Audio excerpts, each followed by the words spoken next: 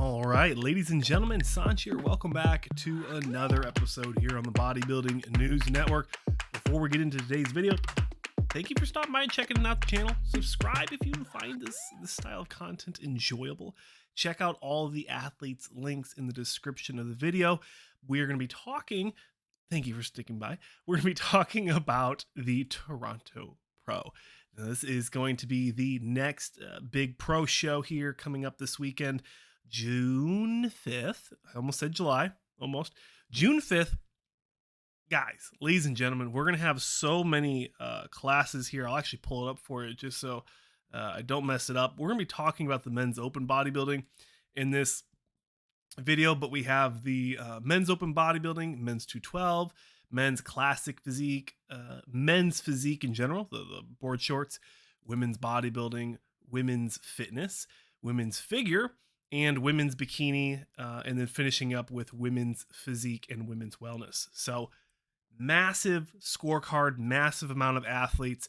I recommend you check out Mark's Max Muscles video. He just recapped all of the women's divisions on this weekend's Women's Wednesday that came out on Thursday. Anyways, just a small roast. But Mark's Max Muscle. Mark's doing a great job over there, building a really great audience, putting out phenomenal content, and he roasted me a couple times in that video. So I definitely want to plug him. I'm going to do my cross my Q's and T's to make sure I don't mess up any of the words in this video. But let's go ahead and start off with SLAVOJ BEDNAR, I do believe is how you say his name. He's going to be the first competitor on the scorecard. We just saw him at the Indy Pro. He placed 8th place in men's open bodybuilding. And then in 2021, he did the Tampa Pro and the Chicago Pro, placing outside the top 10.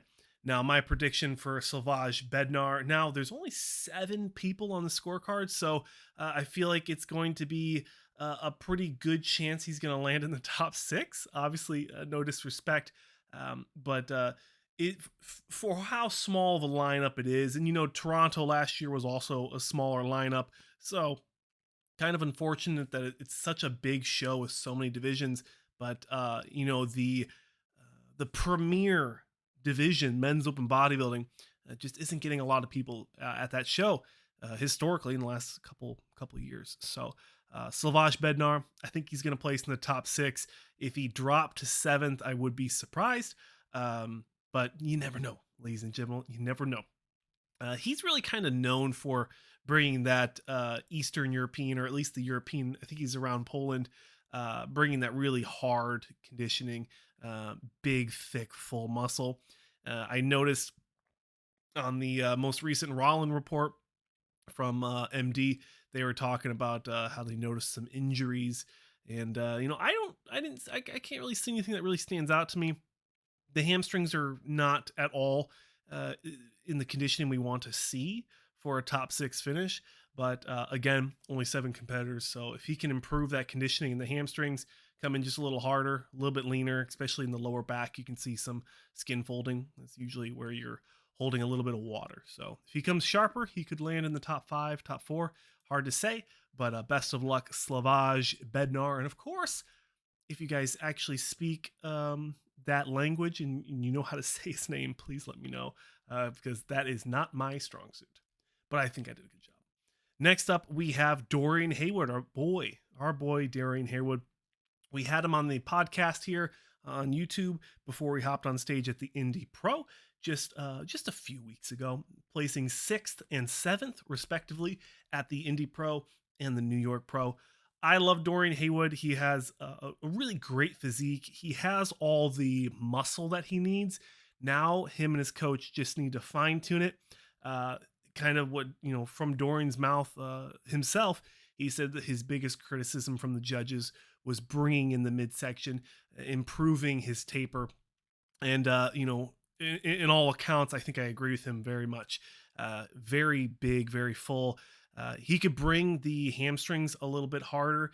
And then I also noticed that on one of the more recent Fuad Abiad podcasts, they talked about how his glutes are almost overdeveloped and it draws away from the physique.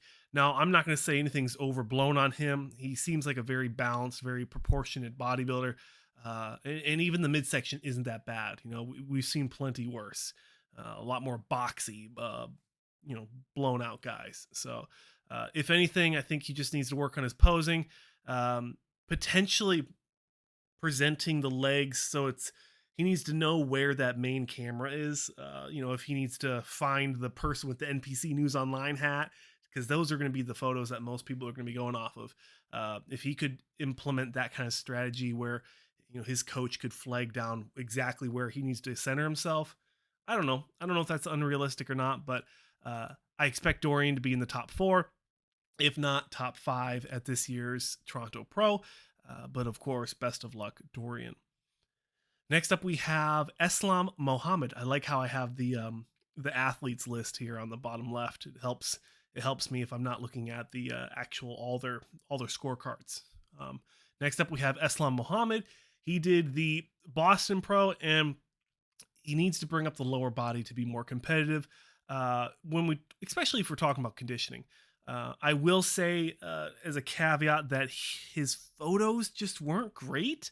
I don't know what the live stream was garbage from I think it's called like Fit Imagery. I don't know. Wasn't too impressed with their professionalism, but definitely not have a live stream in the back of the audience. It just doesn't make sense. But the photos from it's actually NPC News Online that took the photos. Pretty garbage as well. Just didn't capture any like main shots. You can see from the front, he has no front double bicep shots on his scorecard, and he has no complete back double. Like he's releasing it. So I don't know what this guy was doing. I don't know if it's J.M. Manning or who does the photos, but definitely, did not do him a good service. Did not do him any favors at this Boston Pro. So really unfortunate to see that. Hopefully they make corrections for him in this Toronto show. I think he could do well here. He has the muscle for the most part. Just needs to come in more conditioned in the front. Again, these photos aren't great, but his legs are not. I don't even think they're contracted all the way. So unless that's how he actually looked, then he's going to need more conditioning, more separation, and just things of the like. But best of luck and love, ESLAM Mohamed. And next up, we have ANDREA MUZI, or Muzilla, as they go by on, as he, not they. He could be they. Who knows? It's 2022. He goes by on Instagram. Just finishing off hot off the Cali Pro, where he placed 4th. And then before that, not crazy placings. 11th at the Europa, 7th at the Big Evolution Pro, and 5th at the Puerto Rico Pro, which I'm assuming he's going to come back for. That's next weekend's show, so stay tuned for that coverage as well. But love his physique. I've always liked him. I liked his structure, his flow, tiny midsection, great legs, great upper body, very proportionate. But the thing is, he didn't come as conditioned as he should have. Now, when he came into Cali, I think he made massive improvements from those European shows, the Europa Pro championships. But I still think that there's just a little bit more that he can improve upon. You can see in the back, you can see the skin folding. So there's going to be, maybe 1 or 2% more that he could improve upon. I'm hoping that they just kept pressing on the gas coming into this Toronto Pro, especially when you start looking at the lineup. There's a massive opportunity for him to place very, very well, get some massive points for the Olympia qualification if that's the route he has to go. But overall, I would not be surprised if he battles it out 1 and 2. We'll go with my top 2 in just a second, but I think ANDREA MUZI is going to be in the top 2, top 3, battling it out potentially for the win at this year's Toronto Pro. So best of luck, ANDREA MUZI. Joe SEEMAN, first attachment athlete, awesome bodybuilder. He placed actually at last year's Toronto Pro. I don't think he did any other shows, but I could be wrong. He placed top 3 last year. Again, not a crazy deep lineup, but he brought probably one of his best packages to date. He's still a younger guy, a younger pro, competing all the way back in 2017 as an amateur, and then making his pro debut in 2019 at the Toronto Pro. So he has a legacy here in Toronto. He is a Canadian fella as well. and I think he's gonna turn some heads. I was surprised when I was listening to Fuad's recent podcast that he didn't even mention Joe Seaman in the top three. So maybe just a slip of the tongue. I know the guys aren't really in depth with the lineups as much as myself or Mark's Max Muscle or the guys over at MD. So not gonna pick on them too much because they do a fantastic service for our sport. But I think Joe Seaman's going to be in the top three again, just like 2022 or 2021. So best of luck, Joe Seaman. Love the guy. Wish him best of luck. I'm going to say my prediction pick to win the show. Apologies. Well, it's not my fault, but the spell error of Mohammed. It's actually Mohamed, so they just forgot the D. No biggie. Mohamed SHAABAN, second place at the Cali Pro. And I believe last year he also placed second at the Cali Pro and the Puerto Rico Pro. So, and then he also did the KO Squad Pro, which who even knows what happened at that show? They didn't even put the photos up. Like, it blows my mind. Like, that, it was such a sketchy show. Anywho, so many weird shows over there in the Middle East, North Africa. Like, they had so many sketchy shows last year. So much crazy stuff. Anyways, that's another whole show. That's another whole video. My favorite to win the show, Mohamed SHAABAN. Like I just said, 2 second place finishes last year and a 5th place finish at the Tampa Pro. He came in so much sharper, so much more conditioned than what historically he did last year. By the end of the year, he just looked so tired, so run down. I really wanted to see him just take a break. I thought he did the Romania last year too, but it says he didn't, so I guess he didn't. But I love what I saw at the Cali Pro. If he can just bring just a little sharper, just a little bit sharper, so we can see some more conditioning, some more streamlined feathering, piano wiring in the hamstrings. I'd really like to see that. But I mean, overall, I think he's very complete. He's so massive for how short he is.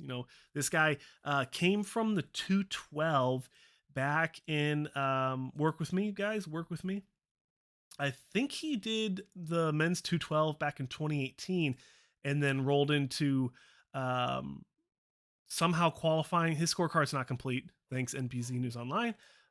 He did end up qualifying for the Olympia in 2019.